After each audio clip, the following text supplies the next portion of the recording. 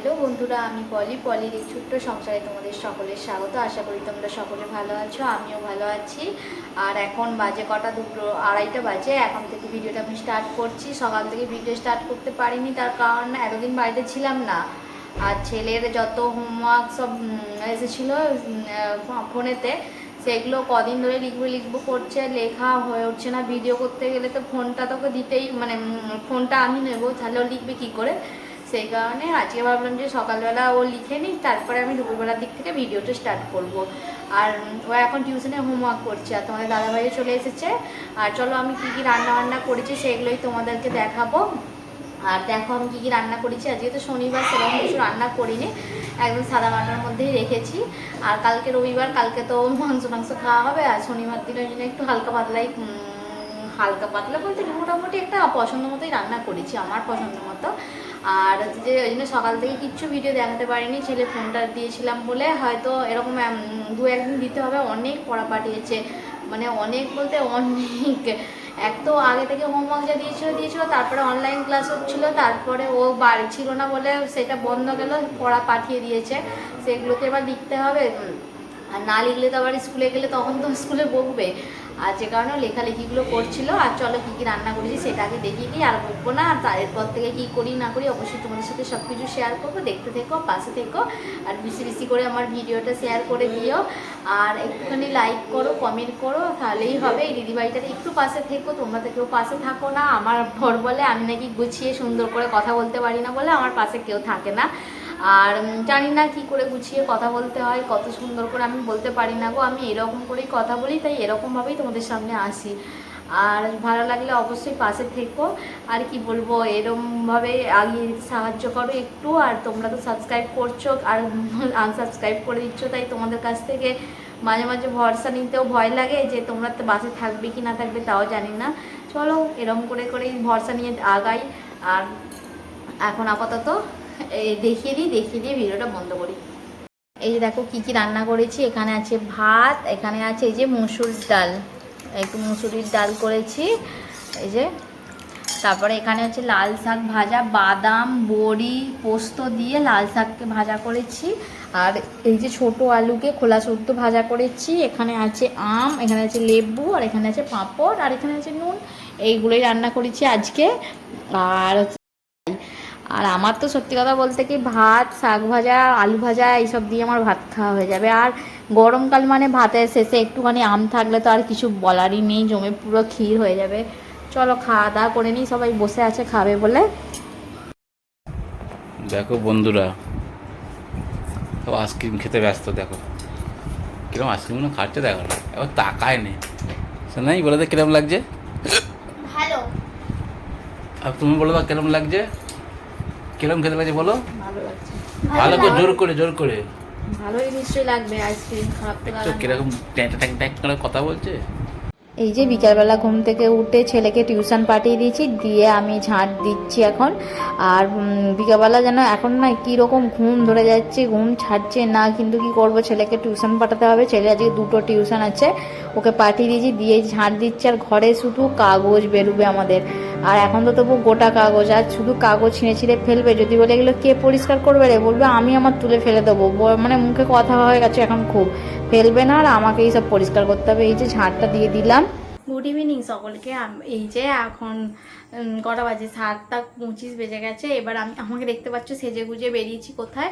অনন্যা বললো ওর বোনের ছেলের অন্নপ্রাশন আছে না, যাবে, ওই জন্য একটা হার কিনবো বলে। আর ব্লাউজ করতে দিয়ে এসেছিলো অনেকদিন আগে। আর ব্লাউজগুলো কি প্রবলেম হয়েছে, যাবে, ওই জন্য আমাকে বলছে চলো না, ওই জন্য আমাকে বেরিয়েছি। ছেলে তো টিউশন গেছে, ড্রয়িংয়ে গিয়েছিলো, ড্রয়িং থেকে হয়ে গেছে। বাবা 7টার সময় দিয়ে এসেছে টিউশনে। সেখানে হয়তো 8টা পর্যন্ত পড়বে, 1 ঘন্টা পড়বে, তারপরে আসবে। আমি ততক্ষণ মার্কেট থেকে মনে হয় ঘুরে চলে আসবো। আর সেরকম কিছু তো আমি কিছুই কিনবো না, ও যাবে বলেই আমাকে বললো বলে আমি বেরিয়েছি। আর এসে আমার অনেক কাজ আছে, দাঁড়াও তোমাদেরকে দেখাই কি কাজ আছে। আর আমি এমনি একটা জামা পরে নিয়েছি, কেননা জানোই তো গরম থেকে এসে জামা কাপড় ধুতেই হবে। সব ভালো ভালো জামাগুলো আমার এই ধুয়ে নষ্ট হয়ে যায় ঘামের জন্য, অতিরিক্ত ঘাম দেয়। তাছাড়া গরমে হোক শীতে হোক আমি প্রায় সময় জামা পরলে আমি সেগুলোকে ধুয়েই দিই।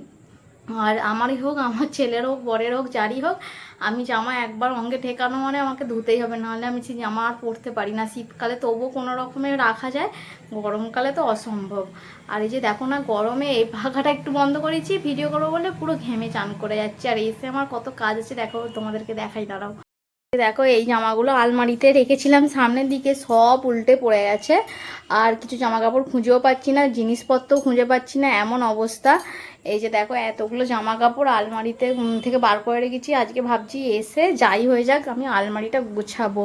সব সময় এনার্জি না নিয়ে কাজ করলে, মানে নেই করলে হবে না, এনার্জি নিয়ে লেগে পড়তেই হবে।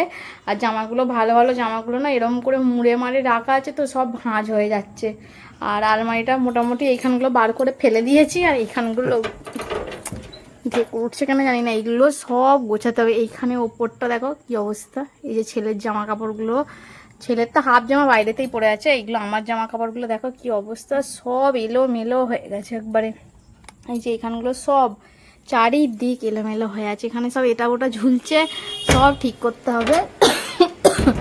আমি আসি আগে, এসে তারপরে গোছাগুছি করব। আর এই যে ঘরটা কেমন লাগছে দেখো, সামনে থেকে তো বেশ ভালো লাগছে এই ফুলগুলোর জন্য। চলো অনন্যাকে দেখি হয়েছে কিনা, ওকে ফোন করে জিজ্ঞেস করি, আর ওর হলে আমি যাব। এই যে চলে এসেছি অনন্যার সাথে, এই যে টেলারওয়ালা, যে টেলারের যে বউটার কাছে আমি দিতে আসি, ওকে ওখানেই নিয়ে এসেছিলাম, ও দিয়েছে, দিয়ে ওখানে ব্লাউজগুলো দিল, বললো পরে আসবে বলে মার্কেটে চলে এসেছিলাম। এটা চুড়ি মার্কেট বলে, এখানে শুধু দুটো দিক দেখালাম, শুধু সাজের দোকান। ওখান থেকে সব কিছু জিনিস অনেক দোকানে ঘুরেছি, পাইনি, চলে এলাম। এসে আবার এই যে এখানে ব্লাউজের দোকানে দাঁড়িয়েছিলাম, এই দাঁড়িয়ে ওখান থেকে ব্লাউজটা নিলাম, নেওয়ার পর এই যে জামা কাপড় বোঝাচ্ছি, তোমাদেরকে দেখাচ্ছি। দেখো এটা আমার ছেলে অন্নপ্রাশনের পাঞ্জাবি, তারপরে একটা ছিল 5 বছরের, তারপর একটা ছিল এটা 6 বছরের, এটা একটা সাইজ ছিল 7 বছরের, আর এই ওপরেরটা 8 বছরের। আমি পাঞ্জাবি কিনতে খুব ভালোবাসি আমার ছেলের জন্য, আর ওর বাবা মানে বকে আমাকে, আর আমি ভয়েস দিয়েছিলাম ফ্যান চলছে, টিভি চলছে বলে, সেটা দিতে পারিনি। তারপরে এই যে ওগুলো গোছাগুছি করে, আর এই যে জামাগুলো গুছিয়ে নিচ্ছি। আমি শুধু ভাবি আমার ছেলের জামা নেই, কিন্তু জামা কাপড় আছে যেন, তবু না আমার ছেলের জামা কিনে আমার ঠিক মানে শেষ আর মনে হয় না, মনে আর 2-4টে জামা কিনি, এরকমই সবসময় মনে হয়। আর দেওয়ার মধ্যে কেউ দেওয়া সেরকম নেই, সত্যি কথা বলতে কি, আমরাই জামা কাপড় যা কিনি আমার ছেলের সেরকমই জামা কাপড়। আর বাপের বাড়িতে কবে যাই আলে কালে একবার, তো তখন গেলে সেইভাবে যদি পুজোর সময় হলে নিই। আর আমি নিতে চাই না কারো, মানে বাপির কাছ থেকে হোক যাই হোক, বাপির সবসময় শরীর ভালো থাকে না, আমি বলি কিছু দিতে হবে না। আর এই যে চলো জামা কাপড়গুলো সব গোছাগুছি করে নিয়েছি, নিয়ে এবার এই যে সব তোমাদেরকে একটু ঘুরিয়ে দেখিয়ে নিচ্ছি, নিয়ে দেখাচ্ছি। দেখো এই নিচের এই যে কাপড়টা, এইগুলো ব্যাগ দিয়ে ঘিরে রেখেছি, এটা দিয়ে না ধুলো ঢোকে বুঝতে পারি।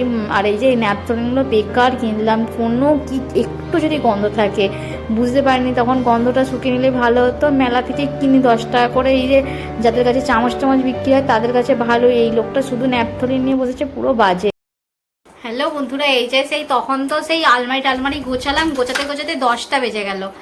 আর তারপরে আমি রান্না করতে গেলাম, রান্না করে এখন আজকে রুটি আলু ভাজা করেছি, আর হচ্ছে মিষ্টি আছে, আর কিছু করিনি। এই 11টা এখন বেজে গেছে, রান্না করতে একবারে গরমটা জোর লেগে গেছে। ঘরে এসে বসে পড়েছি, খেতেও বসে গেছি, খেয়ে দিয়ে ড্রেসটা চেঞ্জ করে নেবো, নাহলে গরমে পুরো ঘামে ভিজে গেছে। আর চলো কি রান্না করেছি একটু তোমাদেরকে দেখিয়ে দিই। দেখো রুটি আলু ভাজা, আর একটুখানি এই ছেলেকে পরোটা করে দিয়েছি, আর আলু ভাজা এই যে, আর এখানে যে মিষ্টি, এই যে গজাটা রয়েছে, আর এখানে লাড্ডু আছে। আর ছেলে আজকে সন্দেশ খাওয়াবে বললো, মার্কেটে গিয়েছিলাম তো 4টে সন্দেশ নিয়ে এসেছিলাম, এরকম 2টো নিয়ে এসেছিলাম, আর এরকম 2টো নিয়ে এসেছিলাম, ওর কাছে একটা আছে এই যে। আর এই যে সবার খাবার টাবার নিয়ে নিয়েছি, আর এরা সব বাবুরা বসে গেছে খেতে। বন্ধুরা ভিডিওটা আজকে আমি এখানেই শেষ করবো। ভালো লাগলে অবশ্যই লাইক, কমেন্ট, শেয়ার, সাবস্ক্রাইব করো, আর পাশে থাকা বেল আইকনটা অবশ্যই প্রেস করো, তোমাদের কাছে আমার নোটিফিকেশনটা সবার আগে যেন পৌঁছে যায়। আর তোমরা অবশ্যই আমার পাশে থেকো, ভালো থেকো, সবাই সুস্থ থেকো। বাই, আজকের মতো এখানেই শেষ, দেখাবে নতুন আরও একটি ভিডিওতে। সকলে ভালো থেকো, বাই, গুড নাইট, জয় জগন্নাথ।